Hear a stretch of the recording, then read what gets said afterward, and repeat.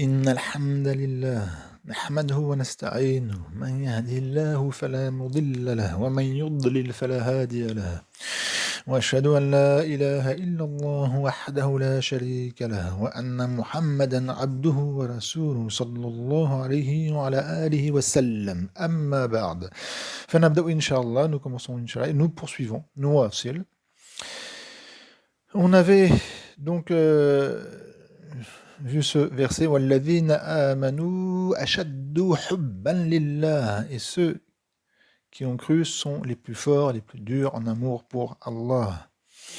Nous allons prendre donc une nouvelle. Là, c'est une parole de Ibn al-Qayyim, rahimahullah, qui est décédé au 8e siècle de la Hijra. Nous, au moment où je vous parle, au 15e siècle, car nous sommes en 1447, 2025, 1447, nous sommes au 15e siècle. Eh oui. Alors, donc Ibn al-Qayyim, rahimahullah, a dit Wala rayba, avec un fatha. Wala rayba anna al-qalba, avec fatha aussi. Yasda'u kama yasda'u al-nuhas wal-fiddatu wa ghayruhuma. On va faire un peu d'Arab, bi'idhnillahi ta'ala. Wala rayba. Alors, le wa, c'est ala hasib ma qabla. On peut pas savoir si c'est harf atf ou istinaf, par exemple. C'est suivant ce qu'il y a avant. La, ici, c'est comme la ilaha illallah, c'est la nafiya. Les jins. Raïb, c'est pour ça que lui, il a un fatha, parce qu'il est mamni al fatha, fi mahal nasb, car le la nafi al jins, ya'mal amala in. Donc raïb, c'est avec un fatha. La raïba. Raïb qui veut dire doute, shak. La raïba, la shak. La shubhata, pas d'ambiguïté. Anna al qalba. Donc, al qalb, bien sûr, c'est ism inna, c'est pour ça qu'il y a un fatha. Donc il n'y a pas de doute que comme quoi le cœur, yasda'u, le verbe sadi'a qui va venir après ici, sadi'a, yasda'u, sad'an, qui veut dire rouiller, le fait qu'il se rouille. Donc il n'y a pas de doute que le cœur se rouille, kama yasda'u an-nuhas wal-fiddatu wa ghayruhuma, comme se rouille le cuivre et l'argent, le métal, wa ghayruhuma, et autre que eux deux. Il aurait pu aussi dire al-hadid, qui veut dire le fer. Al-hadid, dans la sourate al-hadid, il y a la sourate al-hadid, le fer, al-nuhas, le cuivre, al-fidda, l'argent, l'or, al-dhahab, wa ghayruhuma, et autre que deux. Donc le cœur, il n'y a pas de doute comme quoi il se rouille. Fajala'uhu bi-dhikr. Fa, alors, jala'uhu, jala, c'est le masdar du verbe qui va venir après, yajlu, et au mardi, c'est jala, qu'on va retrouver ici. D'accord? Jala, yajlu, jala'an, et le masdar, jala'an, ça c'est un hamza. Hein. Le verbe jala, yajlu, jala'an, veut dire polir. Par exemple, il y a un métal, une pièce de métal, que ce soit du fer, du hadid, du nuhas, du fidda ou autre, et il y a de la rouille. Eh bien, on va le polir. On va prendre une pierre ou autre, ou du papier de verre, et on va le polir pour enlever la rouille. C'est bon, c'est compris? Donc, jala yajou. Fajala'uhu. Donc, son polissement, donc le fait de polir le cœur, donc enlever sa rouille du cœur, ça va se faire par quoi? Bizikri. Par le zikr. Par donc, la prière. Quand je dis prière ici, c'est pas as-salah qui est connu, qui commence par le takbir et qui finit par le tahrim, avec soujoud, etc. Quand je dis prière, c'est dans le sens invocation. Faire du dhikr, invoquer. Comme dire subhanallah, alhamdulillah, la ilaha illallah, Allahu akbar. Donc, pour polir le cœur, bon, enlever donc le soda. On va voir ça. Le soda, c'est la rouille. Soda, c'est la rouille. Le verbe, non, sardi'a yasda'u. Pour enlever sa rouille, eh ben, on fait comment? Bizikr, par le zikr. Il faut quand on dit dans ce contexte-là, bizikr kalifalam, il faut comprendre bizikrillah, en faisant le zikr d'Allah. Bien sûr, c'est pas n'importe quel zikr, c'est pas en faisant le zikr de, par exemple, bizikr kuratil qadam. Hein, kuratil qadam veut dire la balle au pied, c'est-à-dire le football. hein, ceux qui sont passionnés ou plus ou moins par le football ou par des choses halal, comme par exemple, généralement les célibataires sont toujours dans le zikr zawaj, toujours en train de chercher à se marier. Ils parlent pas que de ça, mais c'est voilà quoi. Ou pire, des choses qui sont haram, d'accord. Donc le zikr, quand on dit zikr, c'est-à-dire le zikrullah, le rappel, l'invocation, la prière d'Allah. Fa'innahu, car certes, vous voyez le inna ici, c'est comme anna, sauf qu'il y a le kasra. C'est-à-dire qu'on commence une phrase nouvelle et c'est pas un masdar mu'awwal. Quand on dit anna, c'est un harf nasb wa tawkid wa masdar. Donc il y a un masdar mu'awwal et ici ça va être le khabar la. Alors que quand il y a le kasra, c'est juste un harf nasb wa tawkid. Donc là c'est harf nasb wa tawkid wa masdar. On revient ici. فإنه le damir qui est le ism inna qui est mabni ala dhamma fi mahal nasb, il retourne sur le dhikr. فإنه que certes lui est فإن dhikra, d'accord. Yajluhu, je vous l'ai dit, le verbe jala yajlu veut dire polir. Et le damir ici, donc ça le polit. On parle de quoi? Eh bien, on parle du kolb. Le damir al-ha ici, al-ha yaoud ala al-kolb. Donc le dhikr, certes lui, le dhikr, yajluhu, il le polie, il polie al-dhikra, al-ha maf'ul bihi, mabni ala damma fi mahal nasb. والفعل ضمير مستتر فيه جواب هو يعود على الضمير على اسم إن حتى يدعه كالمرآة البيضاء jusqu'à ce qu'il le laisse. Donc jusqu'à ce que le laisse lui quoi le cœur. Kalmirati. Kalmirati. Alors il y a le kaf pour ceux qui savent pas comment pour le mime qui est ici. Il y a le lam, il y a le mime, il y a le ra. Concrètement, il y a un hamza, je vais vous expliquer pourquoi. Kalmirati, d'accord. Parce que soit quand le mime, on peut l'écrire comme ça, c'est la base, ou soit quand c'est comme ça, hop, on fait vite et on l'écrit comme ça. Hop, non, ah oui, hop. Désolé. Kalmirati. Al-mir'a veut dire le miroir, et kaf c'est comme le miroir, al-bayda, blanc.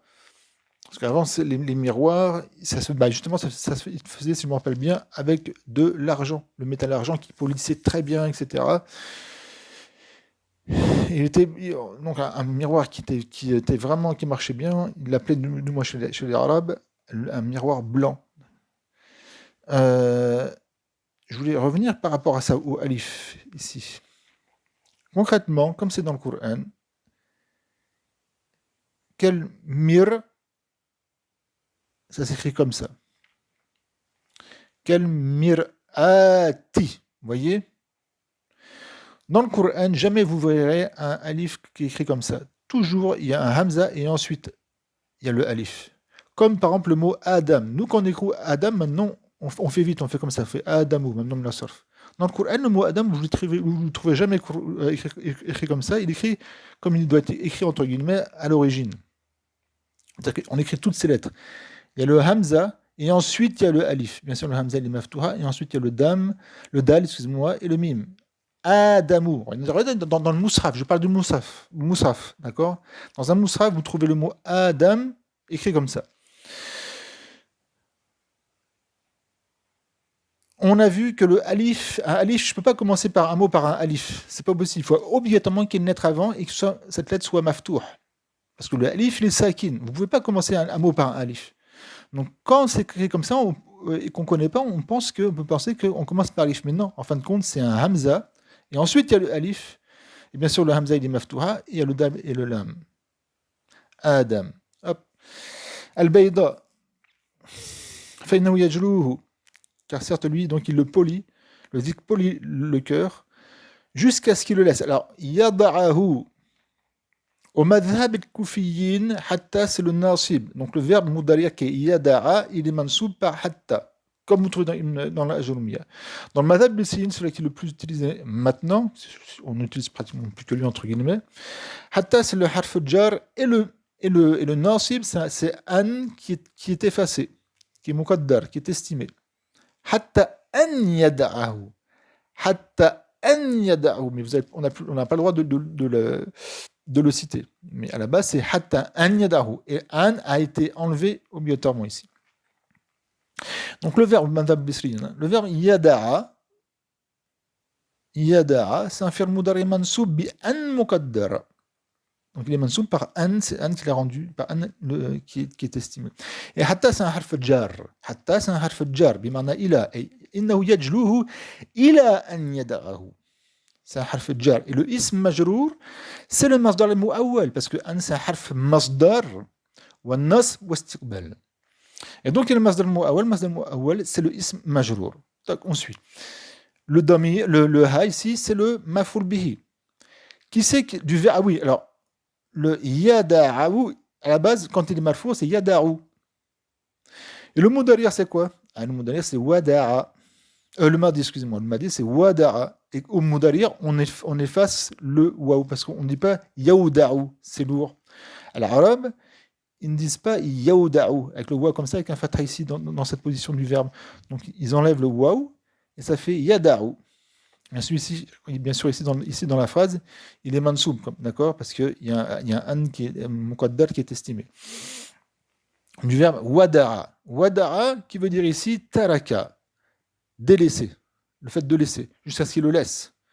Attention, il y a un verbe qui lui ressemble, qui est wada'a, avec un dad. Là, c'est un dal, et là, c'est un dad. Wada'a veut dire poser, c'est même pratiquement l'inverse. Poser quelque chose. Je vais dire, par exemple, wada'a Zaydun al-kitab ala tawilati. Zayd a posé le livre sur la table. Wada'a, fait de poser quelque chose. Wada'a, c'est pratiquement l'inverse de wada'a, c'est le fait de... C'est taraka. Je veux dire, wada'a Zaydun... Oh, ça se dit pas trop, mais on va plutôt dire taraka, mais on peut... je veux dire, wada'a Zaydun al-kitab fil bayt. D'accord? C'est le fait de délaisser. Donc on a vu ça, paf, quel mir'ati, je vous l'ai fait, al-bayda, i, ou a, ou un, ou an, ou in. Alors ça peut paraître avec un tanwin, un, in, pour deux raisons. Première raison, il y a alif ou lam, et jamais vous trouvez un is avec alif ou lam qui après il y a un tanwin, c'est impossible. Deuxième raison, même s'il n'y a pas de alif ou lam, il est même non min as-sarf. Le mot bayda est même non min as-sarf. Donc soit on dit ou a, sans le kasra, sauf dans deux cas, si l'alif ou lam, comme c'est le cas ici, ou s'il est mudaf. Je fais vite, d'accord? Pourquoi il est mamnoum al-sarf? Parce qu'à la fin, il y a le alif et le hamza, mais c'est pas seulement parce qu'il y a alif et le hamza, parce que ces deux lettres, le alif et le hamza, ils sont de rajout. Ils sont pas, les lettres d'origine, c'est seulement le ba et le ya et le dod. Le ba, le ya et le dod. Le alif et le hamza, les deux sont des lettres de rajout. Donc ça rentre dans ce qu'on appelle alif et ta'nith. Alif et ta'nith, qui est de deux catégories. Cette catégorie, c'est quand l'alif ou le hamza za'idatain, quand les deux, pas seulement le hamza ou le alif, mais quand les deux sont de rajout, donc ça rend le mot mamnoum min as-sarf. Mais là, étant donné qu'il y a alif ou lam, il accepte le kasra. Vous avez dû normalement l'apprendre dans le mamnoum min as-sarf. Quand est-ce qu'il peut apprendre le kasra? Quand il y a alif ou lam ou quand il est mudaf. Et le bayda, bien sûr, c'est un art, ou si vous dites sifa de al-mir'ati. C'est pour ça que j'ai dit al-bayda'i, parce qu'il prend l'irabe de al-mir'ati. Mir'ati, mais c'est ism majrour, parce que le kaf, c'est harf jar asli. Et d'ailleurs, il est attaché à quoi le kaf? Au verbe? Non. Un hal. Comment il le délaisse? Il répond à la question comment il le délaisse. Comment il le délaisse? Comme le miroir blanc. Et donc, hatta yada'ahu ka'inan. كائنان كالمرأة البيضاء كائنان c'est le حال et le حرف الجر الأصلي مع مجروره متعلقا بالحال وبالله التوفيق. Ensuite فإذا ترك صدئ, on va s'arrêter ici. فإذا ترك صدئ. Alors ici c'est un حرف عطف, d'accord? إذا c'est un adat short, c'est un élément qui fait des shorts. Et c'est un harf ou c'est un ism? C'est un ism, bien sûr, c'est pas un fi'l. C'est un ism qui est mamni à la soukoun, parce qu'il y a un alif à la. Et c'est un zarf lima staqbala min az-zaman. Vous pouvez dire zarf zaman si vous voulez, mais le plus juste c'est de dire zarf lima staqbala min az-zaman. C'est un zarf qui accepte ce qui va venir dans le temps. C'est-à-dire ça implique un temps qui est seulement pour le futur, contrairement à iz, qui lui, iz, on l'utilise pour le passé. Lima mada min az-zaman. Iz, c'est seulement pour le passé, et iza, c'est pour le futur. Et iz, ce n'est pas une particule de condition. Donc il n'y a pas de condition, il n'y a pas un fi'l shart et un jawab shart, alors que iza, oui. La différence entre iz ou iza. Bien sûr, iza peut être autre chose qu'un de short, mais ici, dans ce cas, c'est que c'est comme ça. Donc, lorsque, c'est pour ça que je préfère toujours traduire iza par lorsque que par que par si. In, c'est harf. Ça n'a pas de sens, seulement la condition. Donc, c'est si.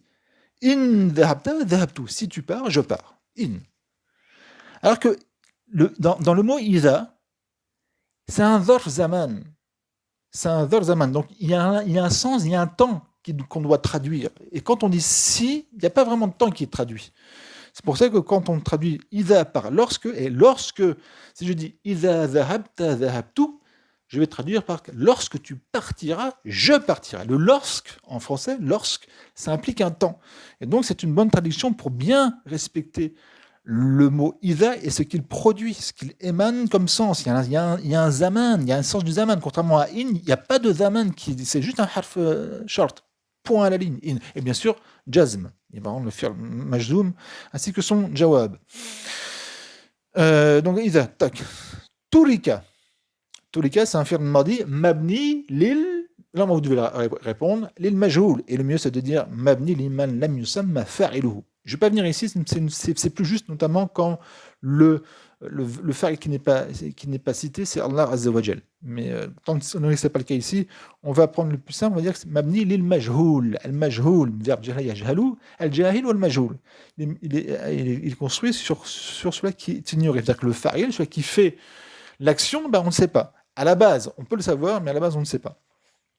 Faïda tous les cas, c'est pour ça qu'on va traduire. Et lorsque on le délaisse, du verbe taraka, on délaisse quoi ici? Ah, on ne sait pas. Si, on le sait, c'est compris. On parle de quoi depuis tout à l'heure? On parle du cœur, el-qalb. Faïda tous les corps, si Ibn al-Qayyim aura pu reciter le mot kolb, pour bien faire comprendre. Attention, on parle toujours de lui. Faïda tous les kolbu, sadi'a. Et lorsque l'on délaisse le cœur, sadi'a, qu'est-ce qui se passe? Eh bien, sadi'a, il se rouille. Rappelez-vous, yasda'u, il se rouille. Donc on parle bien du cœur. Mais là, il n'a pas répété le mot cœur parce que c'est compris. Donc le naïbul fa'il, parce que m'amener les majoul, donc naïbul fa'il, sandamir musalifin fihi jawan tak de huwa ya'oud ala al-qalb.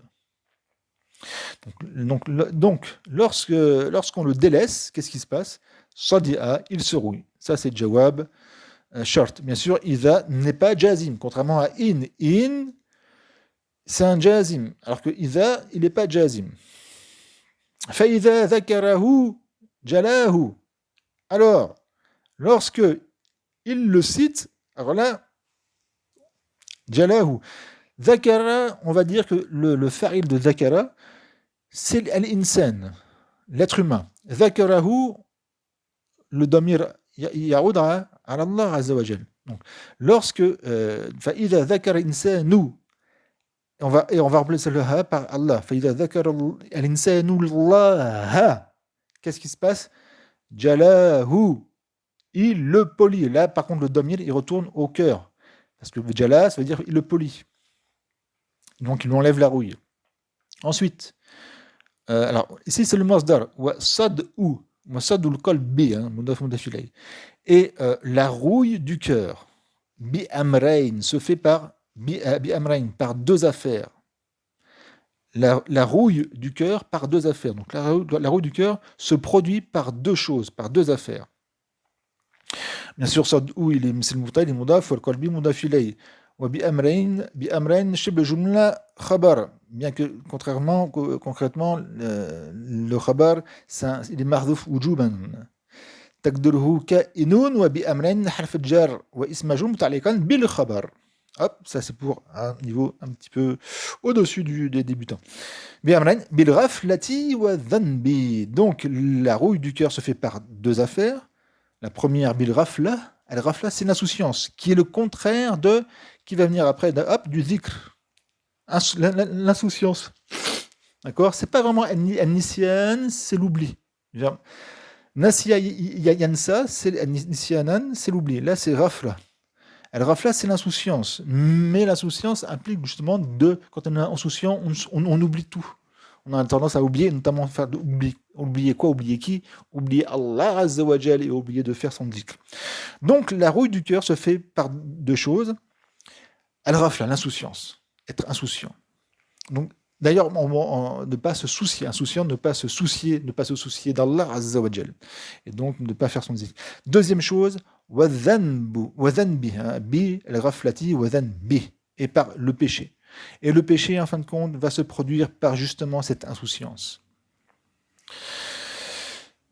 La ilaha illallah. Astaghfirullah. Wajala'uhu, et son polissement, le polissement du cœur.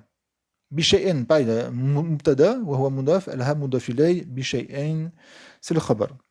Ou muta'alliqan bil khabar. Et son polissement, donc le polissement du cœur, bishay'in, par deux choses. Bilistighfari, par l'istighfar, donc par le fait de demander al-ghufran, le fait de demander pardon, comme de dire astaghfirullah, astaghfirullah. Bien sûr, l'istighfar, c'est le masdar du verbe istaghfara. Ça, c'est le masdar, istighfar. Et wa dhikri bilistighfari, majoul bi harf al-jar, wa dhikri ma'touf ala l'istighfar. Et par le dhikr, et bidhikrillah. Wajaluhu shay'an bilistighfar. Ça fait combien de temps là qu'on est là? On va s'arrêter ici, Inch'Allah. Barakallahu fikum, subhanakallahumma wa bihamdik, la ilaha illa ant, astaghfiruka wa atubu ilayk.